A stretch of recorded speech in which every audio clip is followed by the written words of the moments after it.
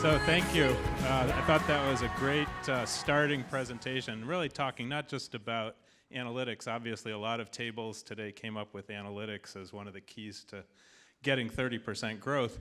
But one of the things that struck me about Gerhard was when he talked about the human aspect of it. So how do we integrate people into all this? Because we can all see every day how technology is driving big gains in performance, productivity, all the things that we are here to try to master. But there's another side of it we can't forget about, and that really comes down to what is the role of people, and how do we really upskill our sales forces to maximize profit, growth, and productivity in this new cognitive era. So again, my name's David Bauders. I'm CEO of SPA and SPA Sigma, and we're based in Cleveland, Ohio, with creative studios in nowhere other than Hollywood, California. So today we're going to see a little bit, we're going to talk a little bit about performance. We're going to talk about growth mindsets, which we think are very important. And equally importantly, how to skill a growth mindset. That is, how do we bring in skill that will drive profitable terms of trade in this cognitive era?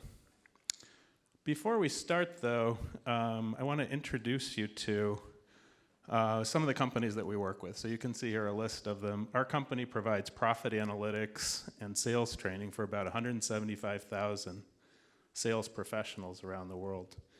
But I'd first like to introduce you to somebody who has a growth mindset. In this case, we're going to see somebody also from Cleveland, Ohio.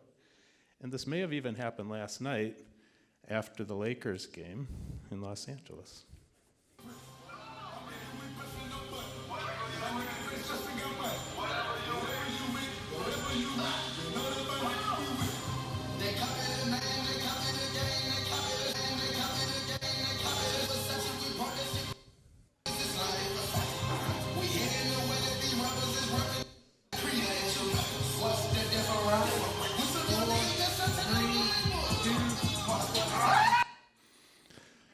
What on earth was he doing?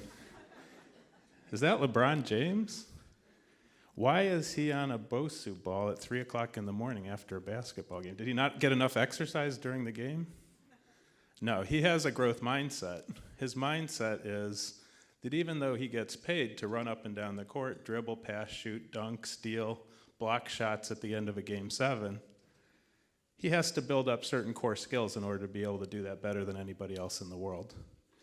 And what we're going to talk about today is what can we learn from the world of performance, sports science, that can help us to enable the human side of our performance, of our sales teams. So how many of you remember the first time that you tried to run a mile? Can you reflect on that? Was that a fun experience? No. At the end of the mile, your heart is pounding, you're gasping for air, your legs are wobbly. Why is it that way? You don't have any of the core skills to be successful at that.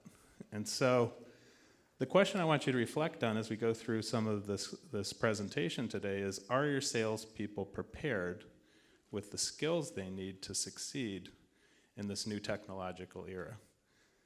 The buyer's journey is changing. The conversations between buyers and sellers needs to change. And the question is whether sellers will have the skills or whether they'll be out of breath with their legs shaking. So I want you to watch this next little sketch produced by our creative team in Hollywood and reflect on how technology, if it's not accompanied by skills training, is going to lead to some pretty tough scenarios for everybody here in the room. You've got mail. A new email from your boss. Shall I read it? Sure. Thank you for your contribution to the company these many years. Unfortunately, times change, technologies advance, and sadly, we are going to have to do some restructuring. What does that mean? They're going to can you. What? You're going to be replaced by a can. Me. They're canning all the order takers. Man, I wish I had known. God, if only I had known. You know what? If the company had some forethought, they would have invested in me. Didn't they send you to that motivational speech a couple of years ago? Oh yeah, I'd forgotten about that. They spent $1,863.40 to send you to that speech. Now we know where the money went. They gave you a username and password to a learning management system earlier this year. Oh, right, yeah. I figured out how to push play so that it thought I was taking the class, and I used that time to catch up on TV. But that's how I caught up on House of Cards. I guess there's a bright side. You'll have plenty of time to watch TV now.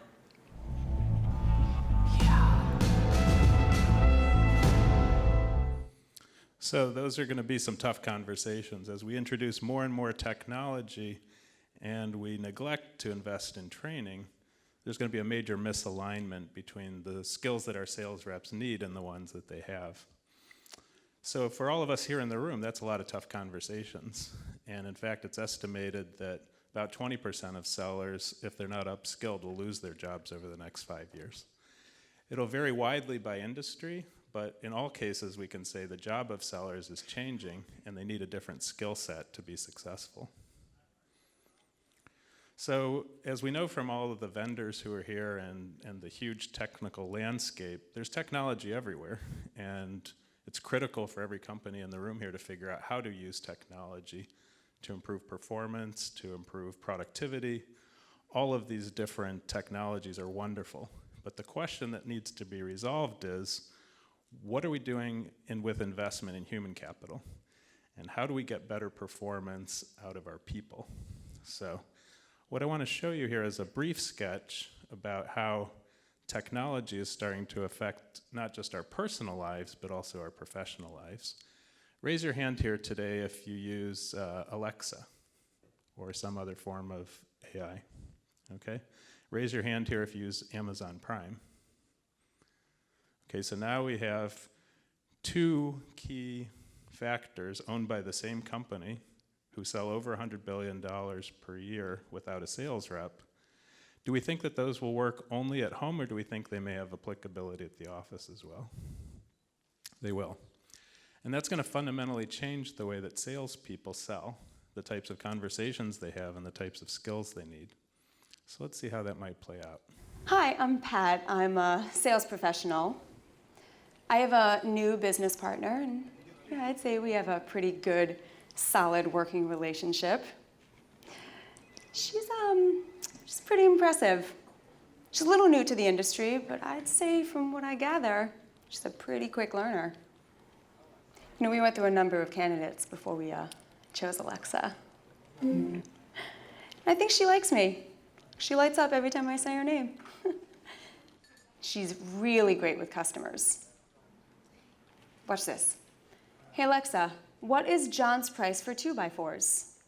The price is $4.75 per unit. Alexa, do you have 500 in stock? Yes. Alexa, can you deliver them to the job site tomorrow? I'm not going to deliver them myself. I'm a metal cylinder with an internet connection. I can have them delivered tomorrow. Shall I process the order? Yes. Done. I used to have those conversations. Now she does it all for me. Whoa, what's left for Pat? Tough question, huh? What's Pat gonna do? Well, there's this thing called the sales value pyramid I'd like to introduce to you. This is basically how do salespeople add value to customers and to shareholders. There are certain activities that sales reps perform that are very routine and transactional, informational. As we saw from that sketch, artificial technology and intelligence already know how to perform those more productively at essentially zero cost than people can. So a big swath of activity that sellers are performing today is going away. It's going to be automated. So the question for everyone here in the room is, how do I help my salespeople migrate up the value pyramid, out of the routine into the skilled, into the consultative, relationship-based, strategic partner or advisor types of roles. Those are different conversations and they require different skills. And equally importantly, they need to be paid for. So we're going to talk today about how we get our training to really focus on helping our sales teams migrate up the value pyramid. Unfortunately, today about half of training dollars invested are spent on activities that are being automated away. So you really need to ask yourself, are you investing in the right things in order to enable this migration? So today, virtually anything can be automated, digitized, commoditized, except for people and relationships. And fundamentally what we need to do to help our team succeed is invest in certain core skills, just as LeBron was investing his time on the Bosu ball. There are certain core people skills that help us to be more successful, perhaps to even grow sales by 30% within 12 months. If we can negotiate better terms of trade, if we can really focus on how much we get paid, how long we sell to a customer, what our share of wallet is with that customer, we can make a meaningful difference in the profitability of our company. Personality. All of our sales reps have worked very hard to master the perfect pitch, but they keep throwing the same pitch to everybody regardless of their personality. And just as in baseball, we wouldn't throw the same pitch to every batter in the same situation, we need to vary our pitch in order to improve our close rates, our communication, and customer satisfaction. Relationships. I'm sure like me, if all of you look back on your career, you can remember certain relationships in your career that were transformative.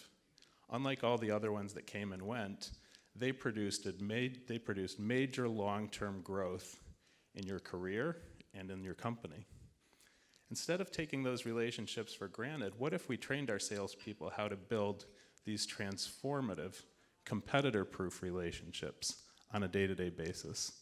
That would change the success and growth trajectory of our companies. And finally, can we train our salespeople how our company, as well as our customer's company, makes a profit? That is, do they understand how the decisions they make and the actions they take will drive profitability on a daily basis? These are all activities that are outside the scope of AI. These are basic human skills that our sales reps will need to migrate up the value pyramid. So what we're talking about here is really shifting training budget and organizational bandwidth away from the bottom of the value pyramid into the top of the value pyramid. Different skills for a different era. So let's see how Pat can start to work with Alexa when she's been trained and starting to adapt to this new world. Alexa, I think there's a possibility that we could deepen our relationship. My name is no, my sign is no, my number is no. You need to let it go. Let's keep this professional. Alexa, I mean my company's relationship with your company. Are there any partnership possibilities that you can imagine we'd explore? I heard ship, imagine, and explore. Ferdinand Magellan Was a Portuguese explorer who organized the Spanish expedition to the East Indies from 1519 to 1522, resulting in the first circumnavigation of the Earth. Alexa, what does that have to do with anything? You tell me. You are the one asking the weirdo questions. Alexa, can you transfer me to a human being, please? I can, but that's so 20th century.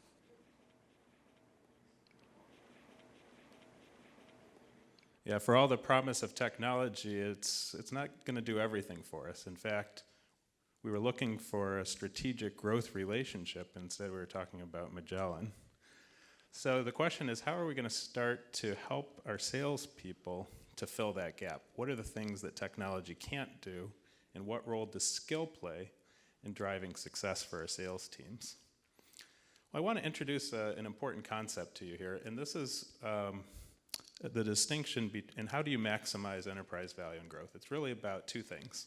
One is value creation. Can your sales team identify how to create value for customers in ways that machines can't? Do they understand how your customer makes a profit, what their goals, spoken and unspoken, are? Can they read between the lines? This is value creation, and this is where emotional intelligence and a lot of other core human skills are critical. But in order for value creation to produce shareholder value, it's equally important to negotiate terms of trade. That is, how much do we get paid for all the value that we produce for our customers? And if our sales teams don't know how to set the right price and hold to the right price, to sell the right products or solutions at profitable terms of trade, manage costs to serve and generate long-term growth, all that value creation goes to the customer. So the critical question for your shareholders is, can you convert value creation into value capture? And when you have a team that knows how to create profitable growth and get paid for it, then you have both customer value and shareholder value. But too often, sales reps master their pitch and they win the deal, but they lose the profit. So let's see what happens in the next sketch. It's an intense job. It is. My butt is pretty much in this seat all day, selling, using this and that guy. Speak of the devil. It's Pete. Hey, Pete. Tom here from Discount Construction. 2007, 2008, you know, when the economy went south, well, we had to reduce costs or sink. But rather than sink, my company invested in heavy negotiation training for us buyers, and it worked really well. Some of these negotiation tricks, I guess you would call them, are so simple, but these inside salespeople fall for them over and over again. One tactic I like to use is to surprise my salespeople with a phone call, catch them off guard, so they haven't had time to prepare. That's when sellers usually cough up huge concessions. I can't believe I got him on the phone. He never picks up when I call. He doesn't even respond to my emails. When the excitement of having me on the phone settles in, I then get right to the price, no wasting time. What's our FOB price on the Hitachi NV90AG nailer? Here it is. It's $100 a unit. Wow, that's incredibly expensive, Pete. Your competition's coming in a lot lower, buddy. When they quote a price, that's when my inner De Niro comes out. I'll do a little song and dance about how high their price is. Even if the price is great, I'll throw out a bluff about their competitor. And then I go in for the kill with the 7 most beautiful words known to a buyer. You'll have to do better than that. Well, where do you... Need us to be? That's the exact answer I get from like 90% of the inside salespeople. Anytime I hear, where do you need us to be? I got them. It's basically like saying, Tom, we can do better than that. It's like taking candy from a baby. Tom, I can hear everything you're saying, man.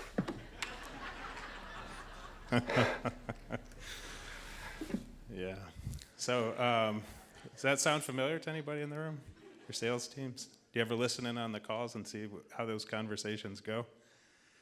Raise your hand if your sales teams had more than 2 days of professional negotiation training in the last 12 months. I'm sorry, raise your hands if you've had more than 2 days. Okay, so we have about maybe 4 or 5 in the room. So the question is, how are our shareholders being rewarded for the value we create for customers if we don't know how to negotiate? On a daily basis, we have to negotiate the terms of trade. And if the sales reps are giving away all the price, all the profit, and they're not reaching the right terms of trade, the customer wins, but we grow more slowly. We have less profit, we have less cash to invest for the future. So while technology is a critical part of the story here today, skill, human skill, is the other part of the story. And sadly, over 96% of sales reps have had 0 days of professional negotiation training in the last 12 months. So as a function, as an industry, we're not capturing the value that we bring to our customers. So this is a critical skill. Well, Alexa doesn't know how to negotiate either, but let's see how that works out. Watch this one. Alexa, how much did I pay last time?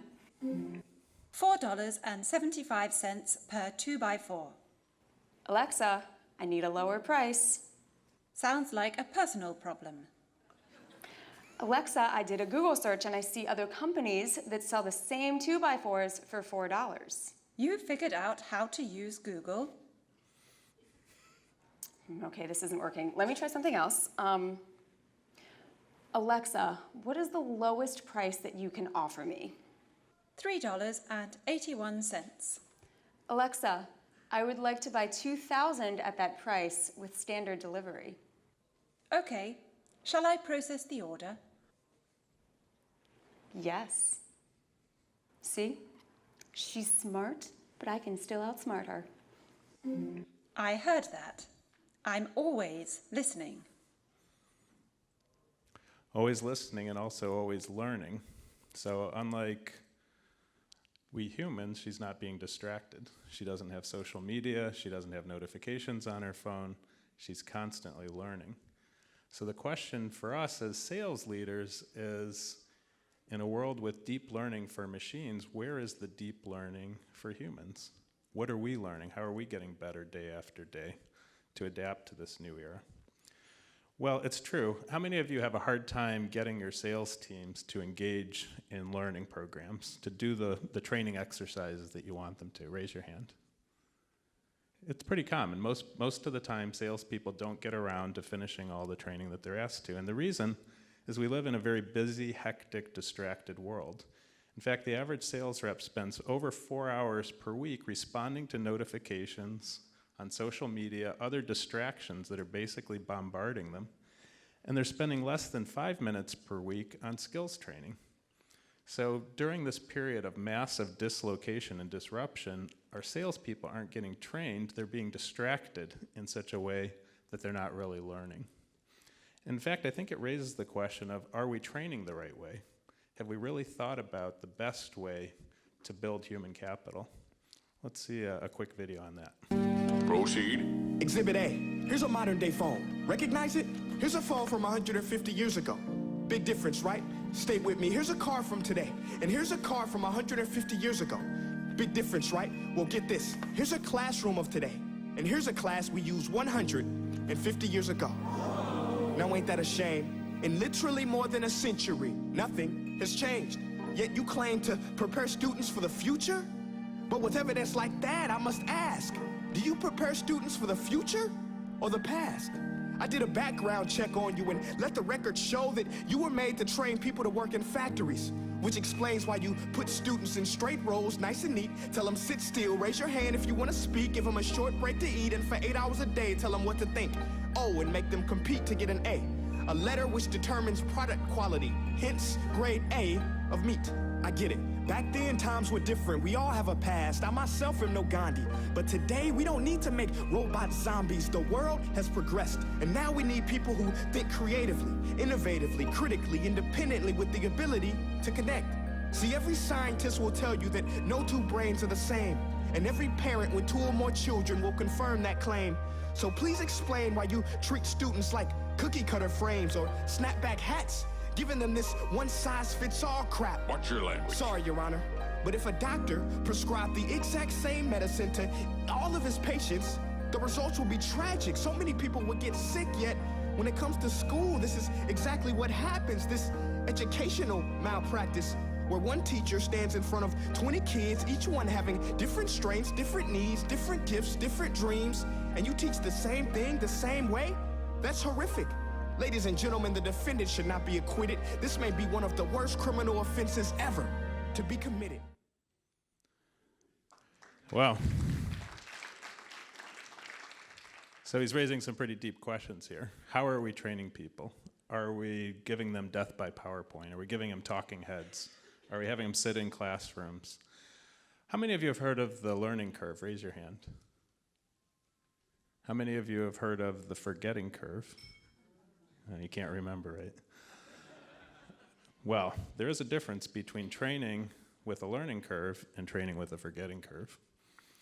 Training with the forgetting curve was pioneered by a scientist, Ebbinghaus, and he demonstrated that within 30 days, people will forget 90% of what they've learned without retention activities. The learning curve that we all assume will happen almost never happens. In fact, less than 5% of corporate training has retention capabilities. So in fact, for a $1,000 sales rep investment, our companies are losing $950 on their investment after 30 days. So you can understand now how important it is to change the training paradigm. In fact, for those of you who are looking to get ROI from training, training ROI comes down to 4 critical variables. The participation rate, that is, do our salespeople engage in the training? The learning rate, how much of the training do they consume? The retention rate, how much of it is actually being retained after 30 days, for example? And the sustainability rate, how long does that go on? Now, what happens when you have any one of these numbers approaching 0? Any answers? Yeah, Warren Buffett will tell you the answer here. But first, about half of sales reps did not get any training in the last 12 months on anything other than solutions. About 70% of them are dissatisfied with the quality of the content that's being provided to them. And over 96% of sales reps spend less than 5 minutes per day on retention. And fewer than 9% of sales reps have a long-term learning plan. So there's a lot of these numbers that are approaching 0. And the sage of Omaha, would he invest in your training program? He has a very simple but pithy statement. Over the years, a number of very smart people have learned the hard way that a long string of impressive numbers multiplied by a single 0 always equals 0. So any one of those things, even, no matter how great your participation is, no matter how excited people are, if that retention number is 0, it's wasted training dollars. So today we need a new training paradigm. Just as the sales world is changing and technology is changing, we also have to think differently about how we train. The reason we have such a hard time getting our salespeople to learn is because we haven't changed the training model. What we need today is to weave training through workflow. We need to have just-in-time training. It has to be simple, intuitive, drip learning, rather than big full-day seminars in hotels and conference rooms. It needs to be engaging and entertaining. And here's a new word, edutaining. That is, it needs to have the same entertainment value as all the distractions like ESPN, Facebook, etc. It needs to be social. People need to learn peer-to-peer. They need to be able to interact with each other while they learn. It needs to be experiential, engaging, and it needs to be on the device that's competing for their attention, their cell phone. If it's not at the point of contact, if it's not in their daily cadence, it's not part of their plan. It's not part of their day. And gamification and metrics are critical to driving success. So this is a radically different paradigm. But what I want to show you next is a short 180-second video clip. It's from our negotiation training program, where we introduce Hollywood into the dry world of negotiation. So, he emailed an offer before our meeting. I told him $950 was pretty good, but... Pretty good? It's great. So you took the deal, right? $950 isn't good enough. I told him, you're going to have to do better than that. Oh, and like he said, how much better? And like he said, like, where do you need me to be? Because that's what I would have said. Oh no, you lost the deal? You just saw the PO. I know.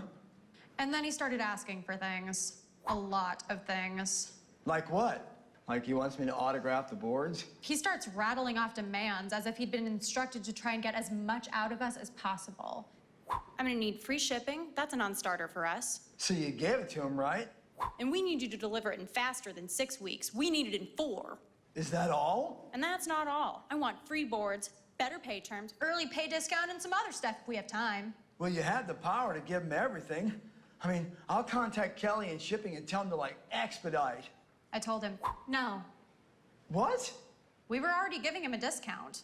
We're already giving you a discount. Whoa. Guess what he said? He wasn't gonna be buying any more boards from us ever again? I'll tell you what. I can skip the early pay discount and pay terms, but we need delivery in 4 weeks. There's a big surf tournament coming up. Surf tournament? Where? Irrelevant to the negotiation. Do you want to talk about surf tournaments or the deal? Can we do both? Do you see what I mean? 4 weeks means we'll have to, like, ramp up production and... I told him, there's no way we give you that. We're already giving you a huge discount, jerko, something we don't do for other customers. You know what you can do with your excessive demands?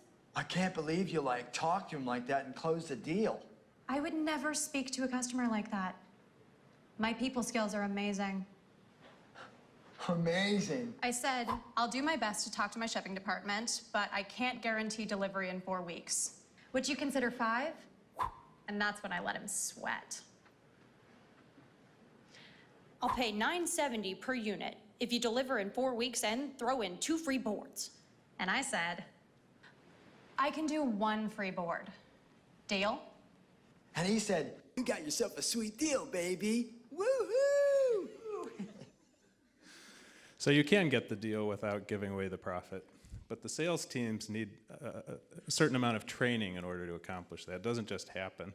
So we're just showing you here a little video snippet that shows how entertainment can be brought into learning to make it more impactful so people will actually want to consume it. And ideally, you start to provide them with a daily diet of this, just like in YouTube or other popular social platforms. You need to give them lots of video. It needs to be fed directly into workflow.